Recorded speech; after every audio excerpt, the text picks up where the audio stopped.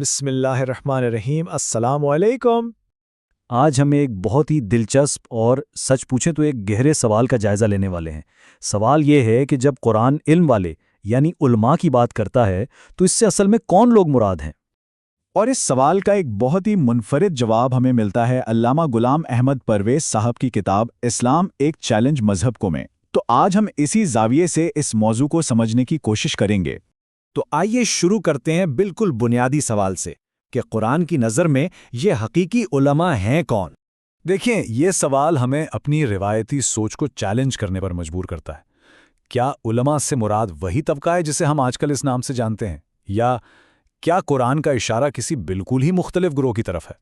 مصنف اپنے اس دعوے کو ثابت کرنے کے لیے کسی اور کی نہیں بلکہ سیدھا وحی کی طرف دیکھتے ہیں۔ تو آئیے دیکھتے ہیں کہ قرآن خود اس بارے میں کیا کہتا ہے۔ ذرا قرآن پاک کی سورہ فاطر کی ان آیات پر غور کیجیے۔ یہاں اللہ تعالیٰ کائنات کے بڑے بڑے مظاہر کا ذکر کر رہا ہے۔ آسمان سے برستا ہوا پانی، مختلف رنگوں کے پھل، پہاڑوں کی رنگ برنگی لکیریں، اور پھر انسانوں اور جانوروں کے الگ الگ رنگ۔ اور ان تمام کائناتی نشانیوں کے ذکر کے فوراً بعد قرآن ایک نتیجہ بیان کرتا ہے۔ وہ کیا ہے؟ کہ اللہ کے بندوں میں سے صرف علماء ہی ہیں جو اس کی خشیت رکھتے ہیں۔ اب یہاں جو بات واقعی سوچنے والی ہے وہ یہ ہے کہ مصنف کے مطابق ان آیات میں جن چیزوں کا ذکر ہے وہ تو سیدھا سیدھا طبی علوم یعنی فزیکل سائنسز کی طرف اشارہ کر رہی ہیں۔ پانی کا ذکر ہائیڈرولوجی ہے، پھلوں کا تنوع باٹنی ہے، پہاڑوں کی ساخت جیولوجی ہے، اور جانداروں کا ذکر بایولوجی ہے۔ تو اس تجزیے کی بنیاد پر مصنف اس نتیجے پر پہنچتے ہیں کہ قرآن جن علماء کا ذکر کر رہا ہے وہ دراصل وہ لوگ ہیں جو کائنات کے ان مظاہر پر تحقیق کرتے ہیں، یعنی وہ لوگ جنہیں آج کی زبان میں ہم سائنسدان کہتے ہیں۔ لیکن یہاں ایک سوال پیدا ہوتا ہے، اگر قرآن کا تصور یہ ہے تو آج علماء کی جو ہماری سمجھ ہے وہ اتنی مختلف کیوں ہے؟ مصنف اسی تضاد پر روشنی ڈالتے ہیں۔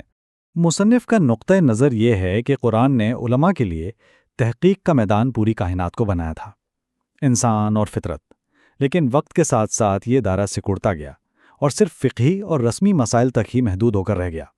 اس طرح وہ عقل جسے وسیع کائنات پر غور و فکر کرنا تھا اسے ایک بہت ہی تنگ دائرے میں قید کر دیا گیا۔ اچھا، اس مسئلے کو مزید گہرائی میں سمجھنے کے لیے مصنف مذہب اور دین کے درمیان ایک بنیادی فرق بتاتے ہیں۔ ان کے نزدیک اسلام صرف ایک مذہب نہیں بلکہ ایک مکمل دین ہے، اور سائنس اس دین کا ایک لازمی حصہ ہے۔ ان کے مطابق اسلام محض چند رسومات پر مبنی ایک مذہب نہیں بلکہ ایک مکمل ضابطۂ حیات ہے، یعنی دین۔ اور اس دین کا مقصد کیا ہے؟ مقصد ہے فطرت کی قوتوں کو سائنسی علم کے ذریعے مسخر کرنا اور پھر وحی کی روشنی میں اسے انسانیت کی بھلائی کے لیے استعمال کرنا۔ تو اس نقطۂ نظر سے اگر دیکھا جائے تو سائنس اور ایمان ایک دوسرے کے مخالف نہیں بلکہ ایک دوسرے کے لیے لازم و ملزوم ہیں۔ دین پر عمل کرنے کے لیے سائنس کوئی آپشن نہیں ہے بلکہ ایک بنیادی ضرورت، ایک پری ریکوزٹ ہے۔ تو اس نظریے کی بنیاد پر انسانیت کے سامنے پھر کون سے راستے بچتے ہیں؟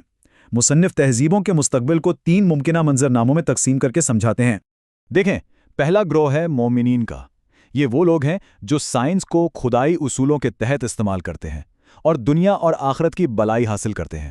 دوسرا گروہ ان قوموں کا ہے جو سائنس میں تو بہت ترقی کرتے ہیں لیکن خدائی قوانین کو نظر انداز کر دیتے ہیں۔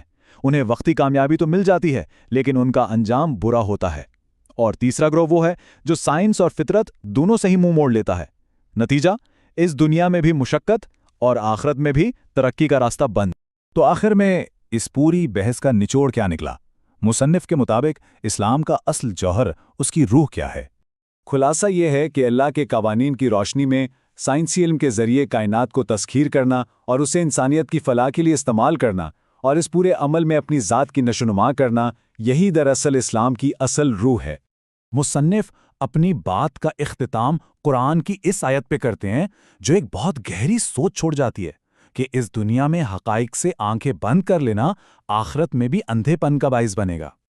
اور اسی گہری سوچ کے ساتھ آج کا یہ تجزیہ اپنے اختتام کو پہنچتا ہے۔ اگلے موضوع کے ساتھ جلد ہی پھر حاضر ہوں گے، تب تک کے لیے اللہ حافظ۔